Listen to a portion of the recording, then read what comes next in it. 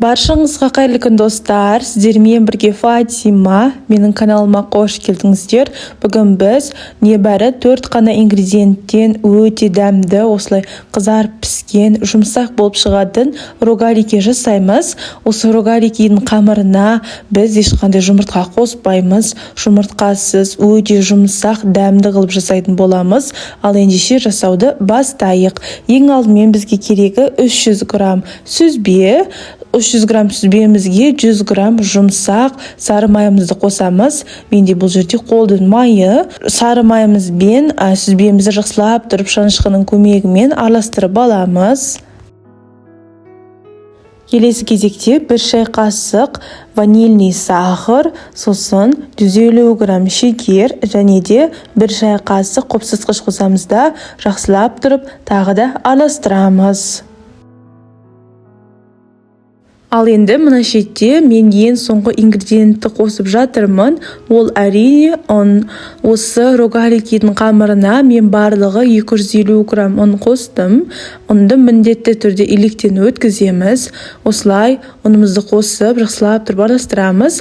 Мен бұл жерде ұнды 2-3 бөлікке бөліп барып қосамын. Бірінші бөлігін қосып, сосын жақсылап тұрып араластырып болған соң, екінші бөлігін қосып, ары қарай қолдың көмегімен жұмсақ қамыр болғанша илейміз.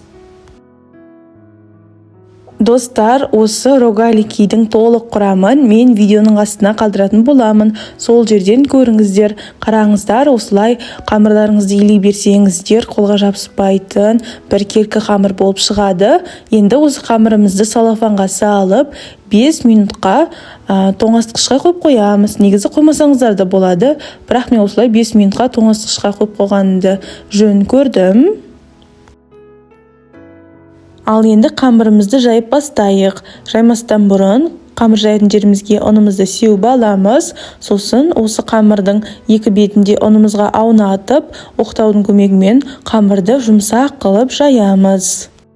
Достар, осы менің YouTube каналымнан басқа да керемет тәттілердің рецептісін таба аласыздар. Осы видеоны көріп болған соң міндетті түрде басқа тәттілердің рецептісін көріңіздер. Осылай қамырымызды жұқа қылып жайып болған соң, мына видеодағыдай қамырларымызды бөліп шығамыз. Сосын осы бөлген қамырымыздың үстіне осылай бір ас қасықтан шекер сеуіп шығасыздар. Бұл жерде шекер сеппесеңіздер де болады. Ол әрине өз қалауларыңызда. Осы шекердің орнына басқа да суафрукты сепсеңіздер болады, немесе мак сепсеңіздер де болады. Шекерімізді қамырымыздың барлық шетіне сеуіп шыққан соң рогалики сияқты ораймыз. Мына видеодағыдай қайталаңыздар.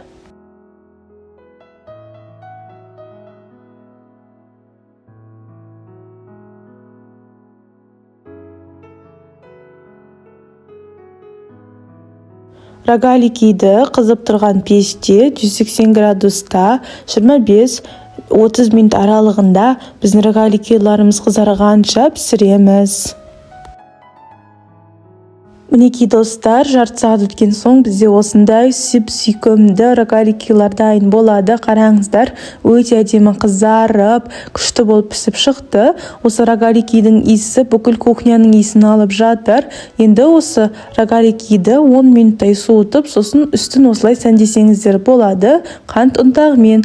Қант ұнтағын осы рогаликидің барлық шетіне сеуіп шықтым. Қант ұнтағымен сепсеңіздер де 2 есе өте дәмді болып шығады.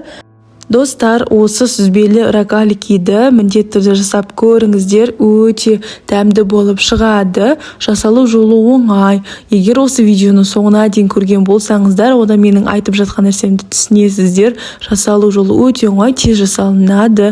Ал сіздерге ортасын бөліп көрсетейін. Ортасы пісіп, өте дәмді болып шығады. Сіздермен болған Фатима. Менің каналыма тіркеліп, лайк басып, комментария жазуды ұмытпаңыздар.